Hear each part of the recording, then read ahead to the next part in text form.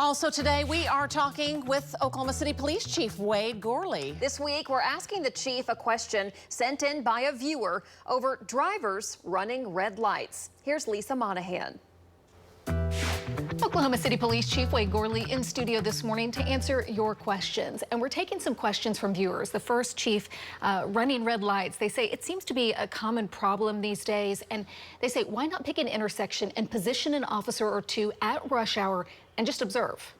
And they're not incorrect. The majority of accidents in a city occur at intersections.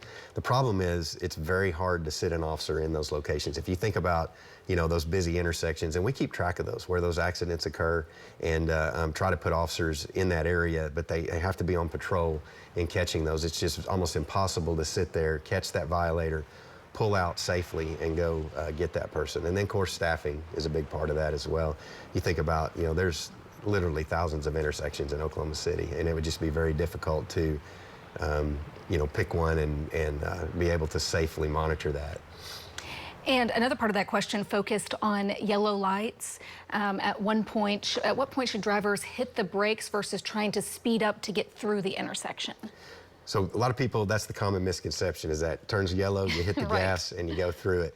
That should never happen. So if you're in a position to do that, you're in a position to stop. The yellow light, the only reason it's there is it allows some time so that if a vehicle is right at about approaching the intersection or in the intersection, then we know they're just going to continue on at the speed they're at, and they'll be safely able to get through it. But if you're back a little bit and you can see that yellow light and you have the opportunity to accelerate, you should be hitting the brake instead. Yeah, it's very dangerous. It's too risky. What about the cameras you see in intersections? Are you guys able to utilize that to enforce traffic laws at all? No, the laws in the state are pretty restrictive on the use of traffic cameras for that purpose and issuing citations. So we're not able to do that, and we don't do that. Some of the cameras, we do have cameras around to help monitor traffic conditions. When we get our real-time information center up and running, streets and others will be able to monitor those and see if you have a street light out, if your snow routes are open and operating, and those kind of things as well.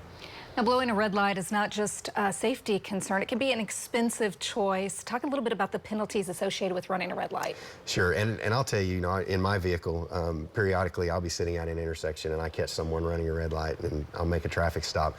And those tickets, can run over $200 for a fine by the time you factor in court costs and all of the things that go with that. So it's very costly, but more importantly, it's very dangerous. And I tell people too, when your light turns green and you're stopped at an intersection, clear the intersection, look left and right and left again before you start through, because I can't tell you how many times I've started to go from a green light or from a red light that's turned green, and then the next thing I know, a car's coming right in front of me. So always pay attention, don't just immediately respond on that green light.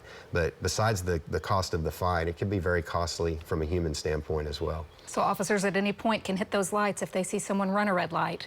I don't want to ever get pulled over by the chief. I can't imagine those folks that you caught running a red light. Chief, thanks for being with us this morning. We appreciate it as always. If you have a question for the chief, you can send it over to us at chatwiththechief@griffin.news. We'll see you next week.